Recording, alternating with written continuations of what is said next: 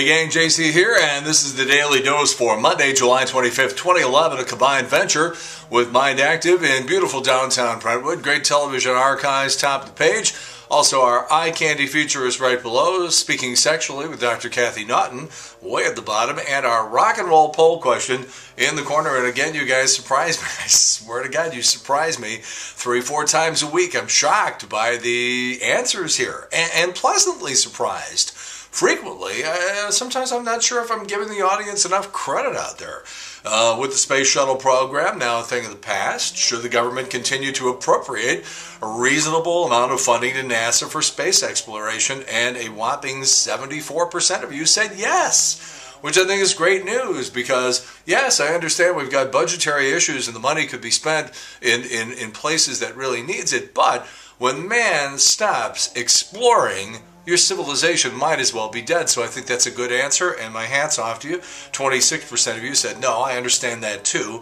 All right, today's rock and roll poll question. I don't think anybody was very surprised by the death of Amy Winehouse, but our question today, when an Amy Winehouse type death occurs in show business, what's likely to be your initial reaction? And this could apply to anything from Jim Morrison and Jimi Hendrix to Amy Winehouse and Freddie Prinze and all these other. The 27 Club is getting weird. I'm going to talk about that here in a minute. Anyhow, when an Amy Winehouse type death occurs, what's likely to be your initial reaction? A, I feel sadness for the family and friends of the victim. B, I wonder how stuff like this keeps happening. Or C, I laugh to myself and I think, what a fool. Those are your three choices. Answer. We'll have the results for you tomorrow right here on the Daily Dose. 27th Club, new member. You got Robert Johnson from 1938, checked out at 27. Brian Jones from the Stones, Hendrix, Joplin, Morrison, Grateful Dead keyboardist Ron Pigpen McKernan, checked out in 73 at the age of 27. Of course, Kurt Cobain back in 1994. Man, over the weekend, Angelina Jolie took her kids to see Harry Potter. It filled up 6 theaters. The manager of a McDonald's in Atlanta was arrested after punching a female customer in a parking lot. The manager explained that she mistook the customer for the Hamburglar. So far, no comment on the incident from Mayor McCheese. And Pittsburgh Steelers quarterback Ben Roethlisberger got married over the weekend. His wife is young and beautiful, and apparently hasn't seen the news in the last 2 years. This kid from St. Louis, Jacob Southard, who was driving around on his motorcycle wearing nothing but a mankini. And if you don't know what that is, you're probably better off. But if you saw the movie Borat, you know what we're talking about. He's getting national attention. He's all over the place. It's some of the most viewed YouTube stuff that some of the local stations have picked up and put a link on. All right, so at least once, sometimes twice a year, somebody releases one of these lists about the biggest party schools in America. So then students have a choice. It's like, well, do I get a quality education or do I have a really good time? Well, guess what? Finally, a list that you can use for something productive. A school where you get a good education and you have a good time, because they have released this list. PayScale has combined the average salary rankings of graduates with the annual list of party schools. Put them together, you'll never guess what number 1 is. University of Illinois in Champaign-Urbana. Go there, have a good time, come out with getting some book learning.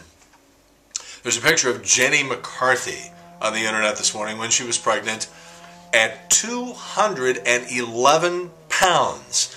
You probably won't even recognize her. If you punch around, you'll see this, though. All right, Forbes.com has put together the list of the highest paid former American Idol contestants for the year between May of 2010 and this past May.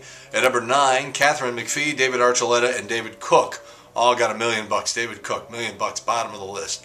Clay Aiken, Kelly Pickler, Jennifer Hudson at number 6 with $2 million. Kelly Clarkson, who I think is the most talented of all of them, at $2.5 million. She's number 5. Jordan Sparks. How does she make more money than Kelly Clarkson?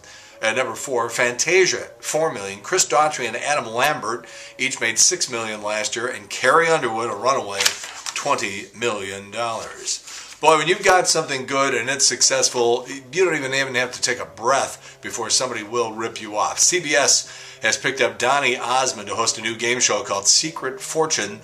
There aren't many details on the game, but it sounds very similar to Deal or No Deal. Instead of suitcases, they use envelopes. All right, new study calculated a bunch of different lifetime driving statistics for the average person. So get ready. Take a deep breath, and here we go.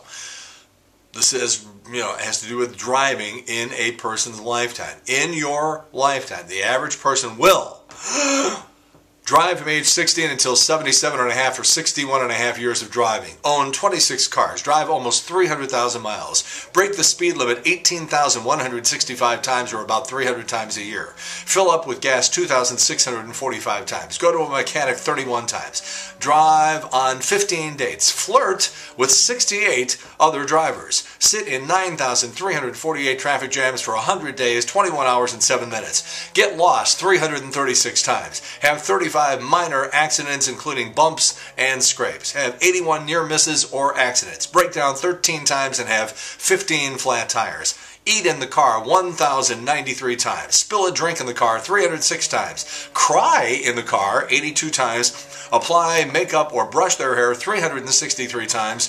Argue in the car with their significant other 3,646 times. And finally, listen to the radio 4,879 times, for a total of 376 days, 11 hours, and 2 minutes. I'm starting to become lightheaded here. New survey also came out with the 25 top signs that you're getting old, and about 60% of the people surveyed said that they were showing signs of the things that appear on this list, and quite a large number of those people were in their 20s. I know people who are, 30 years old who are older than some of my 60-year-old friends, if you know what I mean. Anyhow, so here are some of the signs you're getting old. People responded. You fall asleep in front of the TV, you wake up feeling stiff, you groan when you bend down, you're shocked by sexual music videos, you hate noisy bars and restaurants. You think teachers, cops, and doctors look really young. You grow more ear and nose hair. You struggle to use technology. You forget people's names. You don't know any of the top 10 songs on the radio. You choose clothes and shoes for comfort, not style. You start driving slower. Your tastes change, and you like older drinks like sherry. You complain more. You misplace things more often. You think your coworkers keep getting younger. You take mid-afternoon naps. You complain about all the garbage on TV these days. Your ears get bigger. You like going for a nice Sunday walk. You're losing your hair. You go on vacation to a place that doesn't allow kids. You develop an interest in gardening. You like being carded for alcohol. You know your alcohol limits, and you cut yourself off. The survey also found that the majority of people say 60 is the age when someone can officially be considered old. Tell that to Jagger and McCartney and people like that. All right, on television tonight, Don Rickles going to be on Craig Ferguson. That is usually worth a hoot.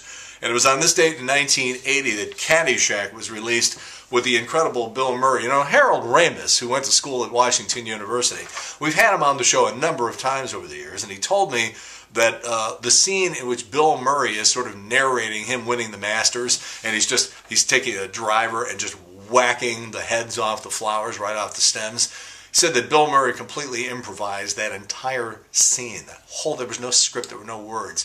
Bill Murray, they just started rolling the camera and he shot that. And also, I should tell you that the hot blonde chick in that movie, Cindy Morgan, I knew her as Cindy Ann Sikorsky when I had a couple of communications classes with her many, many moons ago at Northern Illinois University, but that was Cindy Sikorsky. And we thought when she got the job doing the weather on Channel 23 in Rockford that was going to be the big time for her. Who knew that she was willing to take off her shirt so effortlessly and so willingly? And Cindy Morgan, Cindy Sikorsky, still looks good. She's got a website. You should check it out. All right, today's rock and roll poll question, as JC loses his composure for just a moment. When an Amy Winehouse-type death occurs in show business, are you likely to respond this way? I feel sadness for the family and friends of the victim, or I wonder how stuff like this keeps happening, or I laugh to myself and think, what a fool. That's our rock and roll poll question. Please answer.